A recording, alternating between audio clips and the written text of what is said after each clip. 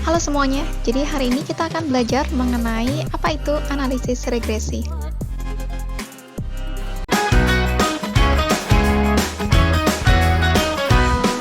Keputusan manajer seringkali berdasarkan pada hubungan antara dua atau lebih variabel.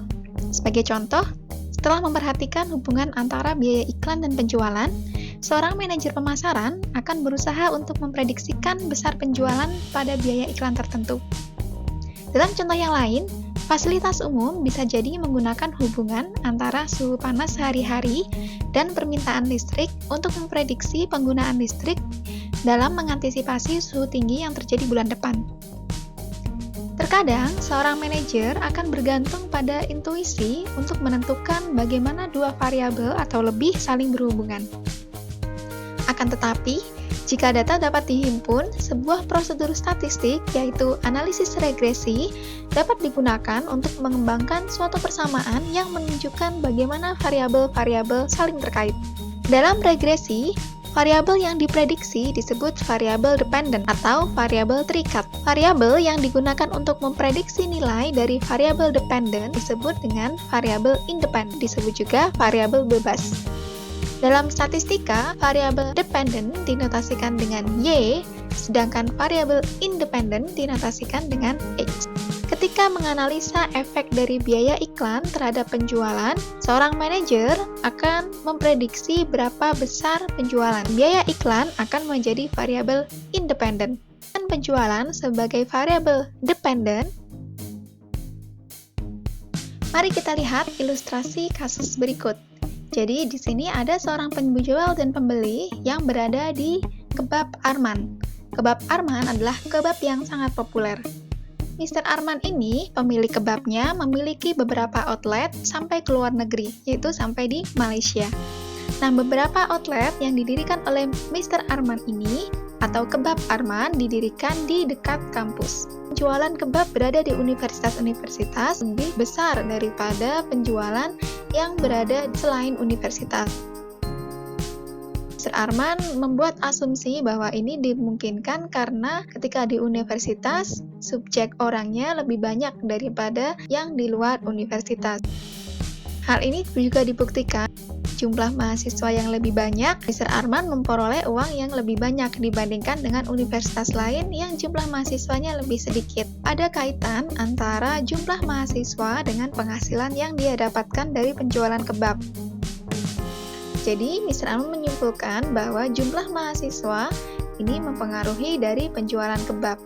Dalam hal ini, jumlah mahasiswa adalah X yang merupakan variabel independen dan penjualan kebab adalah Y yang merupakan variabel dependent. Ada kaitan antara jumlah mahasiswa dengan penjualan kebab. Jadi, ada dua pendekatan di sini, yaitu didekati oleh setiap universitas, berapa banyak universitas di kampus tertentu dengan penjualan di universitas tersebut, dan pendekatan yang kedua, yaitu dengan menjumlahkan seluruh mahasiswa di seluruh universitas, kemudian menjumlahkan seluruh pendapatan yang diterima di seluruh universitas.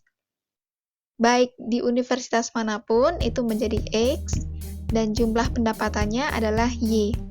Inilah yang dinamakan dengan model linear regresi sederhana yang akan kita pelajari. Pada dasarnya ada 3 bentuk model linear sederhana.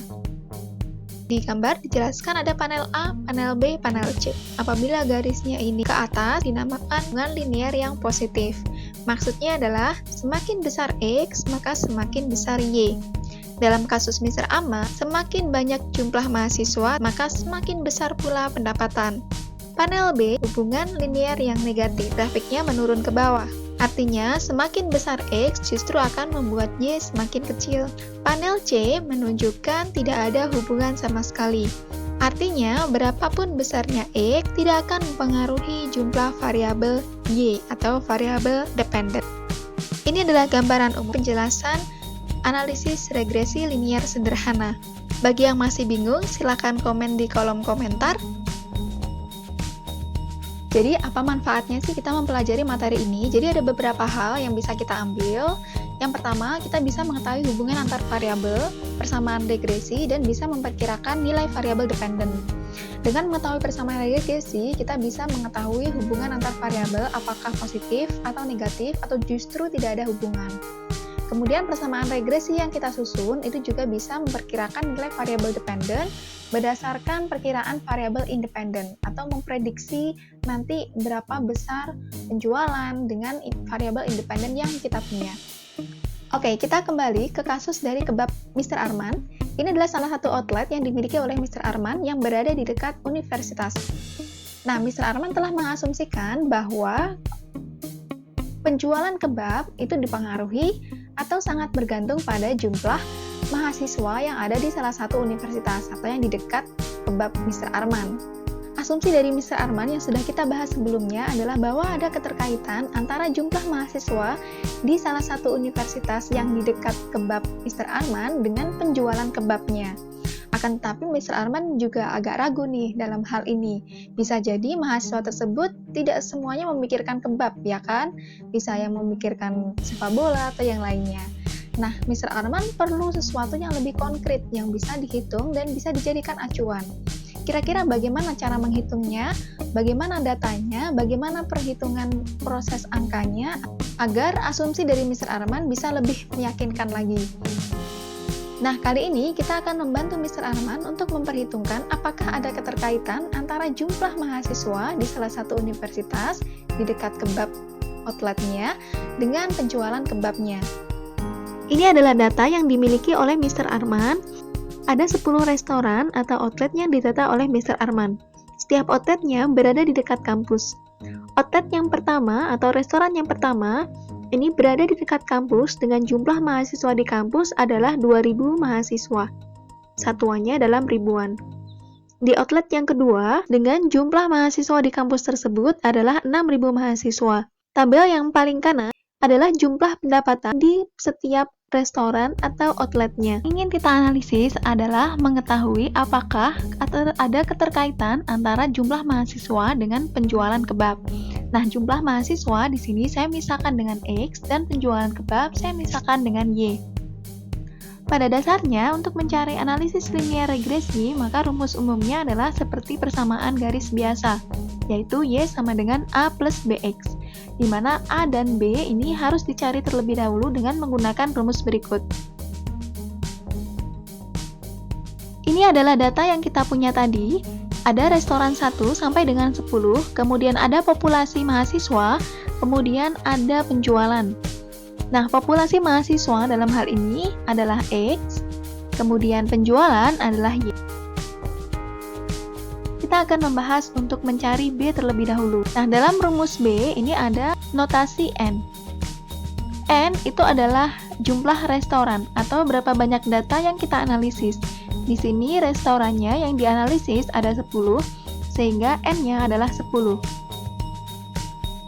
Arti dari sigma XI kali YI itu adalah menjumlahkan X dan Y secara satu persatu terlebih dahulu, baru dijumlahkan.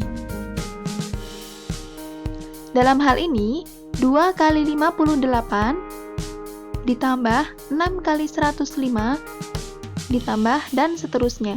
Jadi dikalikan dulu masing-masing, baru dijumlahkan.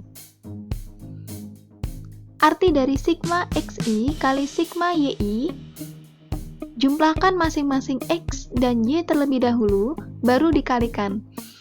Dalam hal ini, kita menjumlahkan 2 ditambah 6 ditambah 8 ditambah 8 dan seterusnya. Kemudian jumlahkan pula Y 58 ditambah 105 ditambah 88 dan seterusnya. Setelah ditemukan jumlahnya, baru dikalikan. Arti dari sigma XI kuadrat adalah kuadratkan masing-masing X terlebih dahulu, baru kemudian dijumlahkan. Dalam kasus ini, 2 kuadrat dicari terlebih dahulu, 6 kuadrat dicari terlebih dahulu, dan seterusnya. Hasilnya baru dijumlahkan semua. Yang terakhir, arti dari dalam kurung sigma XI dikuadratkan adalah jumlahkan dulu X-nya baru dikuadratkan. Dalam kasus ini, kita perlu menjumlahkan 2 ditambah 6 ditambah 8 dan seterusnya sampai 26. Kemudian hasilnya kita total baru dikuadratkan. Nah, kemudian untuk mencari B menggunakan aritmatika seperti biasanya. Untuk rumus A, yaitu Y bar min B X bar. Y bar dan X bar itu adalah rata-rata nilai Y dan X. Dan B itu adalah hasil dari yang sudah kita cari sebelumnya. Mari kita lihat ilustrasi berikut bagaimana menghitungnya dengan menggunakan Microsoft Excel. Saya sudah menuliskan jumlah mahasiswa dan penjualan. Ini adalah rumus yang akan kita pakai, yaitu menentukan A dan B terlebih dahulu. Langkah yang pertama yaitu mencari nilai sigma XI kali YI. Jadi di sini X kali Y kita kalikan dulu. Nah, X-nya saya beri tanda. Jadi kita cari hasil kali dari X kali Y. Klik kolomnya, bintang, klik kolom yang akan dikalikan. Enter, lalu kita drag ke bawah. Oke, kemudian yang kita cari selanjutnya adalah jumlah dari X kali Y. Jadi kita jumlahkan sama dengan sum.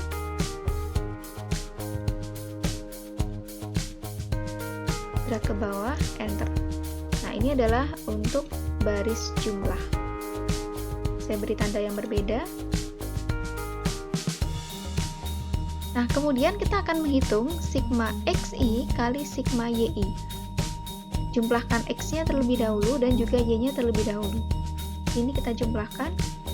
Karena ini sama-sama sum, jadi kita langsung drag ke sini saja.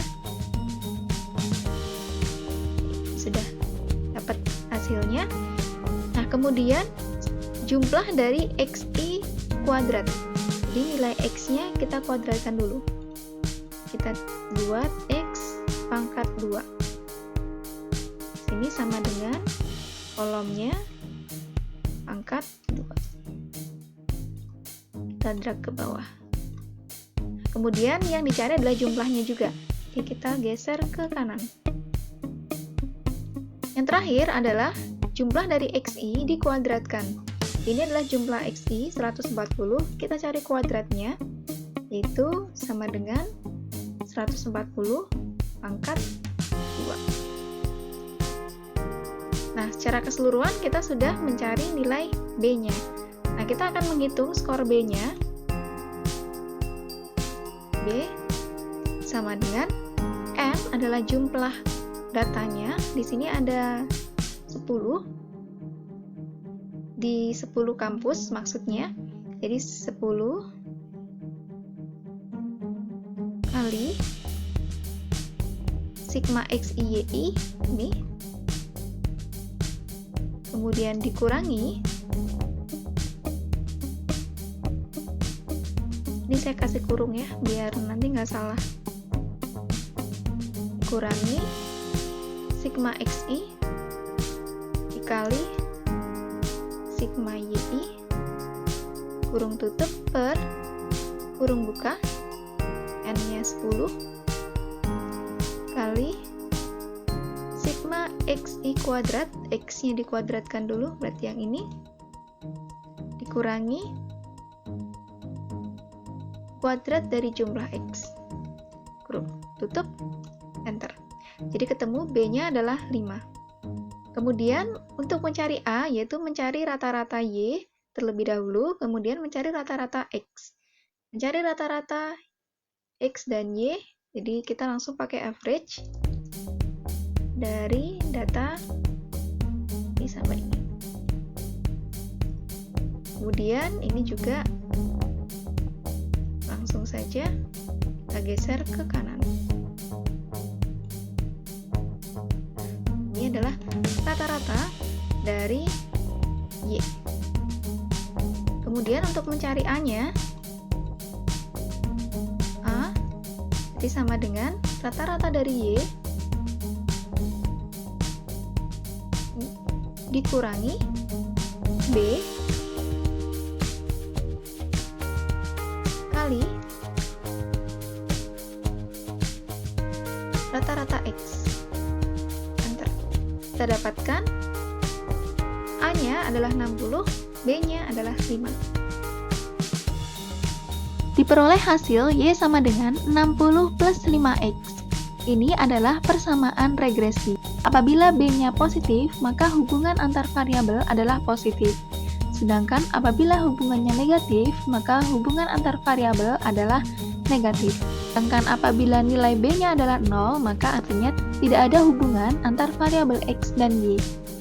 Lalu, bisakah kita menggunakan rumus tersebut untuk prediksi berapa jumlah penjualan untuk mahasiswa tertentu? Tentu bisa. Dalam hal ini, kita punya X yang menunjukkan jumlah mahasiswa. Jika ingin memprediksi berapa penjualan untuk jumlah mahasiswa tertentu, tinggal mengganti nilai X. Nah, itu tadi cara menghitung analisis regresi pada kasus kebab Mr. Arman. Nah, untuk sekarang, Mr. Arman bisa bersantai-santai untuk menikmati masa liburannya. Tetapi, dia masih punya pertanyaan untuk memprediksi berapakah pendapatan jika ada total 1000 mahasiswa di kampus yang dekat dengan outlet. Kira-kira bagaimana ya caranya? Silakan dicoba untuk mencari tahu berapa pendapatan Mr. Arman ketika jumlah mahasiswa di kampus hanya 1000 mahasiswa.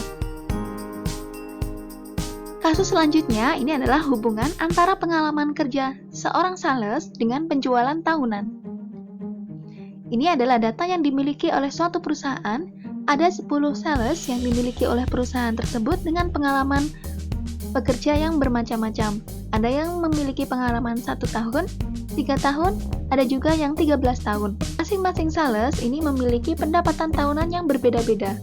Perusahaan ingin mengetahui apakah ada keterkaitan antara pengalaman bekerja dengan penjualan tahunan. Dengan cara yang sama seperti yang telah dijelaskan sebelumnya, silakan teman-teman mencari hubungan antar variabel, persamaan regresi, scatter plot, dan garis regresi, kemudian perkiraan penjualan dengan pengalaman 20 tahun. Silakan dicoba sebagai soal latihan. Selamat mengerjakan! Oh ya, di akhir video ini akan disajikan jawaban dari kasus ini. Silakan disimak. Tapi tunggu. Tahukah kalian siapa yang menemukan analisis regresi? Penemu analisis regresi adalah Sir Francis Galton. Dia penasaran dengan hubungan antara tinggi seorang ayah dengan tinggi anak laki-laki. Apakah ada kaitan antara tinggi ayah dengan tinggi anak laki-laki? Nah, teorema ini dilanjutkan oleh Carl Pearson yang merumuskan bagaimana analisis regresi. Oke, begitu saja mengenai penjelasan analisis regresi. Nantikan video selanjutnya ya. Terima kasih, semoga bermanfaat.